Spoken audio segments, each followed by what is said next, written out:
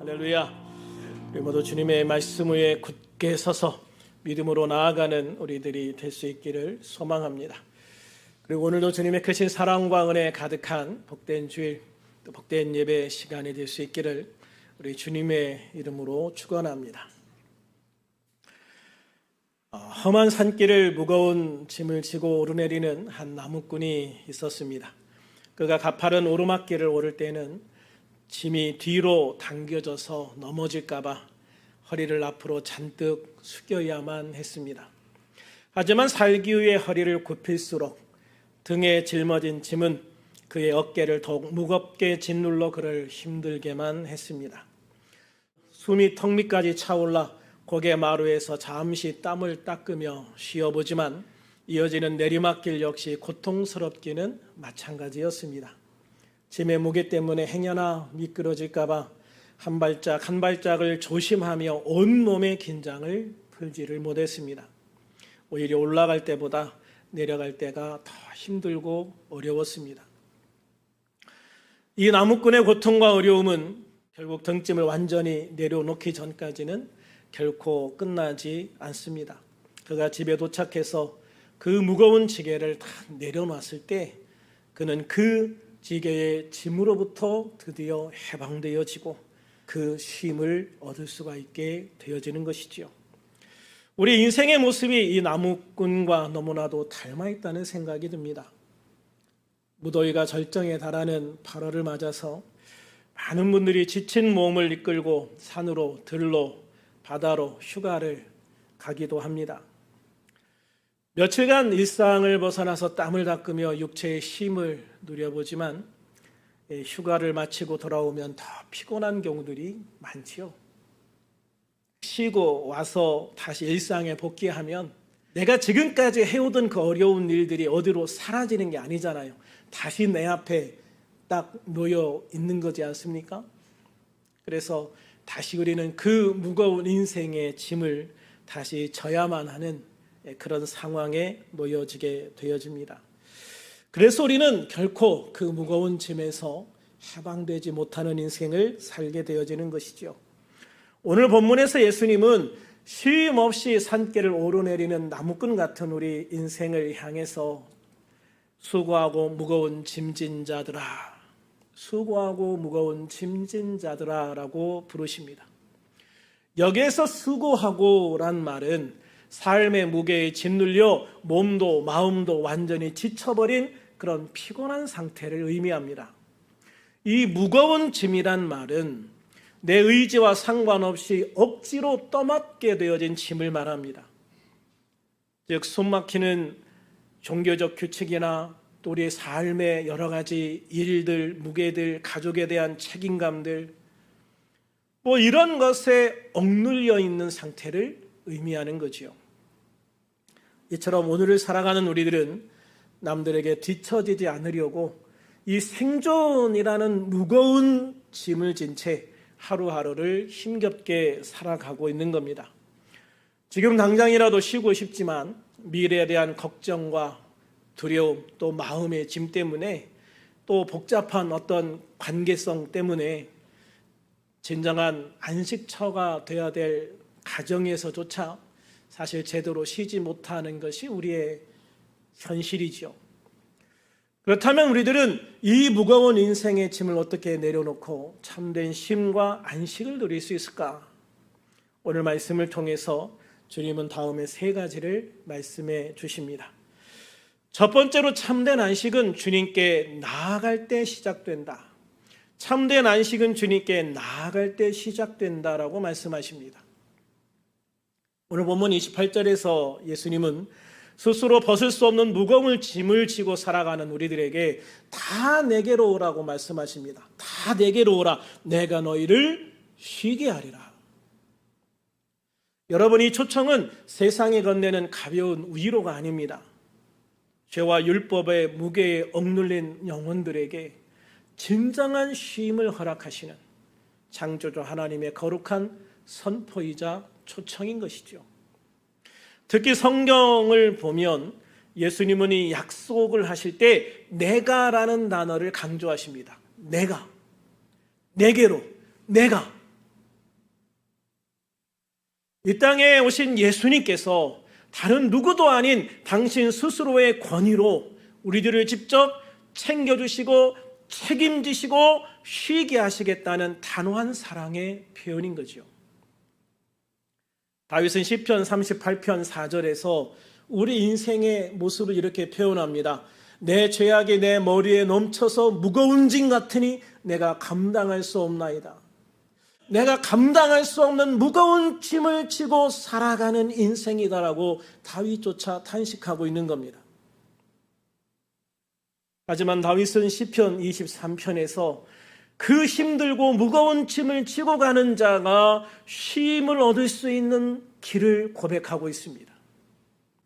바로 그 상한 심령을 이끌고 주님 앞에 나아가기만 하면, 그 상한 심령을 이끌고 주님 앞에 나아가기만 하면 우리를 푸른 풀밭과 쉴만한 물가로 인도하시는 선한 목자의 은혜를 벅차게 경험하고 누리게 될 것이다 라고 찬양하고 있는 것이죠. 이처럼 우리를 초청하시는 주님의 마음은 바다와 같이 넓고 깊기만 합니다. 세상은 우리의 자격과 조건을 따지면서 우리를 밀어낼 때가 많습니다. 그러나 주님은 우리들이 아무리 슬프고 괴로운 짐을 가득 지고 있을 때에도 그 모습 그대로 내 모습 이대로, 할렐루야, 그냥 내 모습 이대로, 나의 있는 모습 그대로 오라, 그러면 내가 받아주겠다고 말씀하시는 겁니다. 찬송가 91장, 제가 참 좋아하는 찬양 중에 하나인데요, 이 가사 후렴에 보면 이렇게 고백하고 있습니다. 예수의 이름은 세상의 소망이요 천국의 기쁨이다. 할렐루야. 그렇습니다. 예수님의 이름은 세상의 근심을 이기는 천국의 기쁨이자 세상의 영원한 소망이 되는 것입니다. 그러므로 우리들이 예수님의 크신 사랑 안으로 들어가기만 하면 우리들은 끊이지 않는 위로와 기쁨을 얻게 되어질 줄로 믿습니다. 바라기는 헛된 세상의 우물에서 쉼을 찾으려 노력하지 마시고 오늘 지금 이 순간에도 우리들을 향해 두 팔을 벌리시고 내게로 오라 초청하시는 주님의 따뜻한 음성에 귀를 기울이시기를 바랍니다. 자신을 짓누르는 그 무거운 짐을 홀로 지려 하지 마시고 십자가 앞에 온전히 내려놓음으로써 우리의 영혼을 다시 살리시고 회복하게 하시는 주님의 참된 안식과 평안을 온전히 누릴 수 있는 그런 우리들이 되기를 주님의 이름으로 축원합니다. 십자가 앞에 짐을 내려놓은 우리가 기억해야 할 두 번째 진리가 있습니다. 그것은 바로 주님의 멍에를 매라는 역설의 은혜입니다. 주님의 멍에를 매라. 주님의 멍에를 매라. 주님 앞에 나와 인생의 무거운 짐을 겨우 내려놓은 우리들에게 주님은 정말 이해할 수 없는 말씀을 하시고 있는 거예요. 나의 멍에를 매라. 나의 멍에를 매라. 멍에가 뭡니까? 이 멍에라는 것은 소가 무거운 쟁기나 수레를 끌 때 목과 어깨에 얹은 굵은 나무 틀을 의미합니다. 그래서 이 소가 무거운 것을 끌 수 있도록 힘을 받게 하는 거죠. 그러니까 멍에라고 하는 것은 사실 굉장히 무거운 겁니다. 메고 있는 것 자체가 버겁고 고통스러운 짐일 수밖에 없는 거예요. 그래서 수고하고 무거운 짐진 자들아 다 내게로 오라고 하신 주님이 곧이어 나의 멍에를 매라고 하셨을 때 우리는 당혹스러울 수밖에 없는 거예요. 하지만 예수님 당시 이스라엘의 농경 문화를 살펴보면 의문이 풀립니다. 제가 어릴 때만 해도 시골에서 소가 이렇게 쟁기를 끄는 모습들이 있었습니다. 근데 소가 쟁기를 끌고 갈 때 보면 우리나라는 주로 소 한 마리가 쟁기나 수레를 끌어요. 그런데 이스라엘 지역에 당시 예수님 당시에 이스라엘 지역의 쟁기는 항상 두 마리가 짝을 이루어서 끌었습니다. 한 마리는 어미소, 그리고 한 마리는 이제 일을 배우는 새끼소입니다. 동등한 두 마리의 큰 소가 쟁기를 끄는 게 아니라 어미소와 새끼소를 짝지어서 멍에를 씌운 것이죠. 그런데 왜 이렇게 하느냐? 새끼소에게 일을 가르치기 위해서입니다. 그런데 이렇게 두 마리가 함께 멍에를 매면은요, 거의 99%의 힘은 어미소가 지는 겁니다. 어미소가 무거운 쟁기를 끌고 가고 무거운 수레를 지탱하는 겁니다. 그러니까 거의 모든 짐은 어미소가 지는 겁니다. 그리고 새끼소는 그 옆에 형식적으로 같이 멍에에 묶여 있습니다. 그리고 어떨 때 가야 하는지, 주인이 뭐라고 말할 때 가야 되는지, 주인이 뭐라고 말할 때 서야 되는지, 어떨 때 돌아야 되는지, 어떻게 하면 우로 가고 어떻게 하면 좌로 가는지를 배우는 겁니다. 그래서 이 새끼소는 어미소 옆에 붙어서 어미소가 일하는 것을 보면서 이럴 때는 서야 되는구나, 이럴 때는 가야 되는구나, 이럴 때는 돌아야 되는구나, 이런 것들을 배우게 되어지는 것이지요. 바로 여기에서 이 새끼소가 매는 멍에, 이 멍에를 예수님은 나의 멍에다라고 말씀하십니다. 왜냐하면 거의 대부분은 어미소인 예수님께서 다 짐을 지시고, 그러니까 예수님의 멍에인 거예요. 예수님의 멍에에 나는 그 옆에 꼽살이 껴서 그냥 이렇게 붙어 있으면 된다. 이게 나에게 쥐어주는, 나에게 메워주는 주님의 멍에라고 이야기를 하는 겁니다. 그러므로 우리가 주님이 주시는 멍에를 매게 되어지면 인생을 살아가는 그 무거운 짐을 주님께 온전히 맡기게 되어지는 거예요. 그래서 주님이 나의 무거운 짐을 대신 져주시고 나는 그 옆에서 주님과 함께 보폭을 맞춰서 걸어가면 되고, 주님이 서시면 나도 서고 주님이 가시면 나도 가면 되는 겁니다. 주님이 돌으시면 나도 같이 돌면 되는 거지요. 그러므로 예수님께서 나의 멍에를 매라고 하신 이 말씀은 우리에게 또 다른 고통과 억압의 굴레를 씌우려고 하는 것이 결코 아니라는 거지요. 오히려 내 힘만으로는 도저히 버티기 벅찬 인생의 짐을 당신께서 친히 대신 져주시겠다는 지극히 따뜻한 사랑의 초청인 겁니다. 스스로 이리저리 끌고 가려다 지쳐버린 나 홀로 진 멍에를 이제 그만 내려놓고 주님이 끄시는 주님의 은혜의 멍에 안으로 들어가서 그저 당신과 함께 걸어가기만 하면 된다라고 말씀하시고 있는 거지요.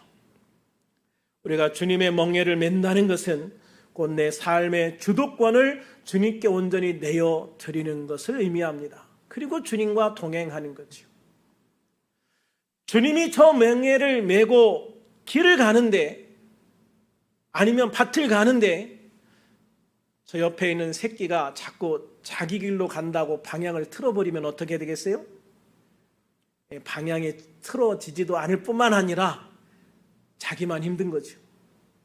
그리고 어미소까지 힘들게 만듭니다.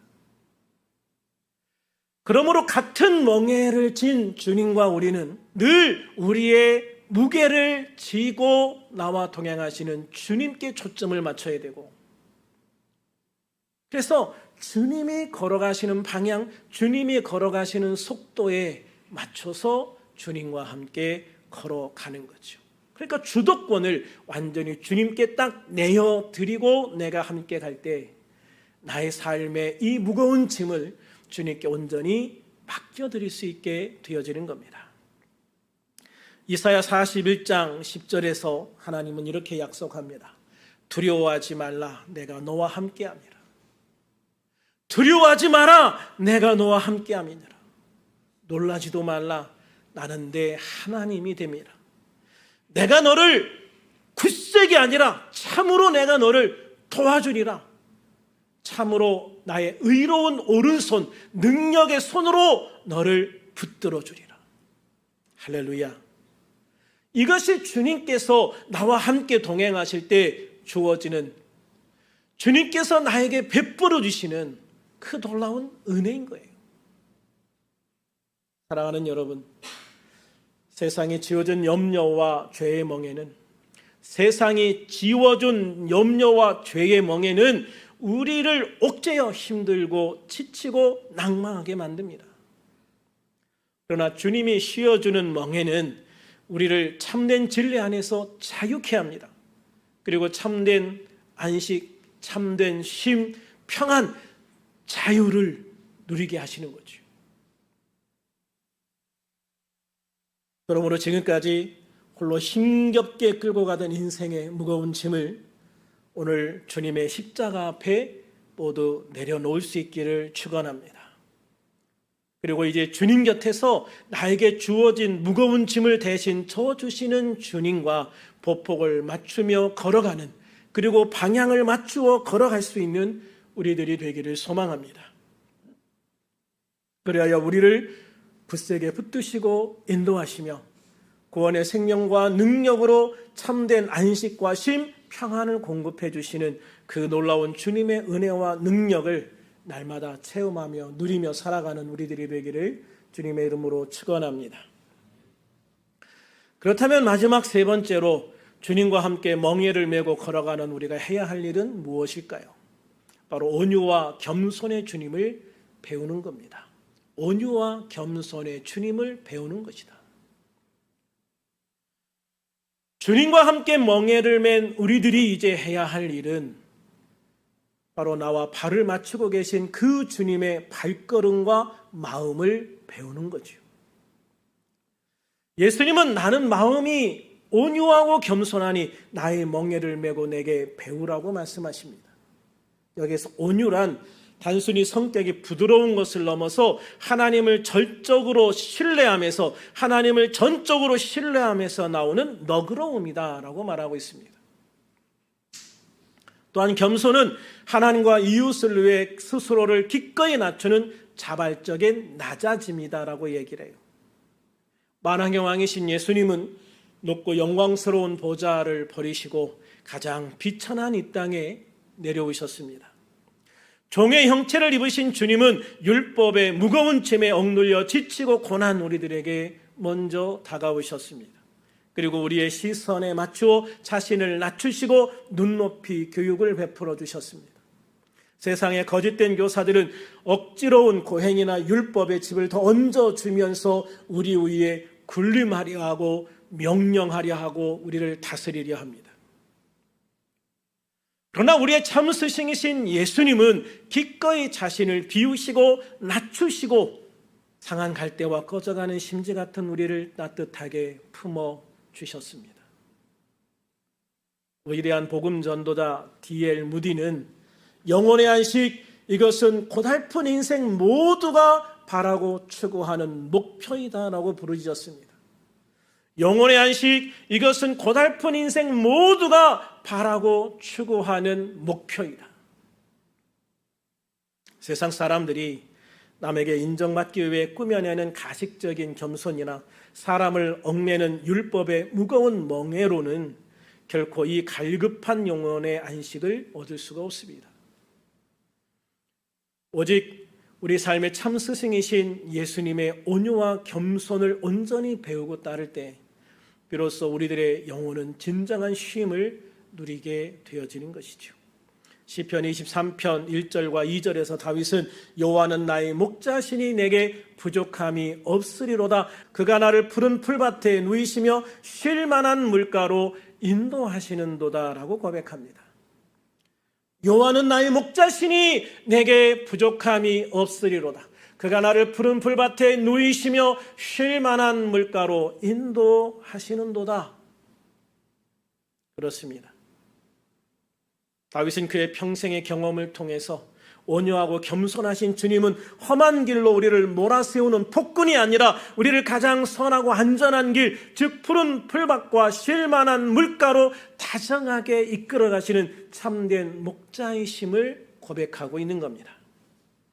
그러므로 거칠고 각박한 세상 속에서 상처받고 지칠 때마다 우리를 위해 가장 낮은 곳으로 찾아오시는 주님의 온유와 겸손을 바라보시기를 바랍니다. 가식으로 가득 찬 세상의 헛된 교훈을 뒤로하시고 우리의 영원한 목자요 스승이신 예수님께 나아가는 우리들이 되기를 바랍니다. 그리고 주님의 마음을 온전히 배움으로써 주님이 예비하신 푸른 풀밭에서 영혼의 참된 안식과 평안을 충만하게 누리는 우리들이 되기를 주님의 이름으로 축원합니다. 주님은 마지막으로 우리에게 이렇게 약속하십니다. 내 멍에는 쉽고 내 짐은 가벼움이니라. 여러분, 세상에 우리에게 씌우는 짐은 참으로 무겁고 숨이 막힙니다. 더 잘해야 살아남는다. 더 완벽해야 인정받는다. 끊임없이 우리를 밀어붙입니다. 그래서 우리는 그 세상 속에서 지치고 낙심하고 주저앉을 수밖에 없는 상황들이 너무나도 많은 거예요. 그러나 주님의 멍에가 이처럼 쉽고 가벼운 이유는 무엇일까요? 바로 예수님께서 십자가에서 우리가 감당해야 될 그 모든 무거운 짐을 다 대신 짊어져 주셨기 때문입니다. 그래서 주님이 주시는 참된 안식은 내 뼈를 깎는 각고의 노력으로 또는 땀을 흘려서 피땀 흘려서 얻어내는 대가가 아니라는 거예요. 그저 내 곁에서 가장 무거운 짐을 대신 져주시는 주님의 손을 굳게 붙잡고 바라보기만 할 때 그냥 거저 주어지는 은혜의 선물인 겁니다. 이제 우리에게는 분명한 믿음의 결단이 필요합니다. 다 내가 책임져야 돼. 내 능력으로 해야 돼. 이런 생각을 내려놓으시기를 바랍니다. 버거운 인생의 수레를 나 혼자 힘겹게 끌고 가려고 하는 고집을 이제는 내려놓으시기를 바랍니다. 내 인생의 운전대를 내가 꽉 쥐고 놓지 않으려는 것, 그것 자체가 사실 가장 무거운 멍에입니다. 그 무거운 짐을 오늘 십자가 앞에 남김없이 쏟아놓기로 결단할 수 있기를 소망합니다. 그리고 나의 무거운 짐을 묵묵히 짊어지고 내 곁에서 가장 다정하게 발을 맞추어 걸어가시는 주님과 매일 동행하는 우리들이 되어지기를 소망합니다. 그리하여 세상은 결코 알 수도 없고 줄 수도 없는 참된 자유와 영원한 쉼, 그리고 그 가운데 주어지는 모든 승리의 기쁨을 우리들의 매일의 삶 속에서 풍성하게 누릴 수 있기를 우리 주 예수님의 이름으로 간절히 축원합니다.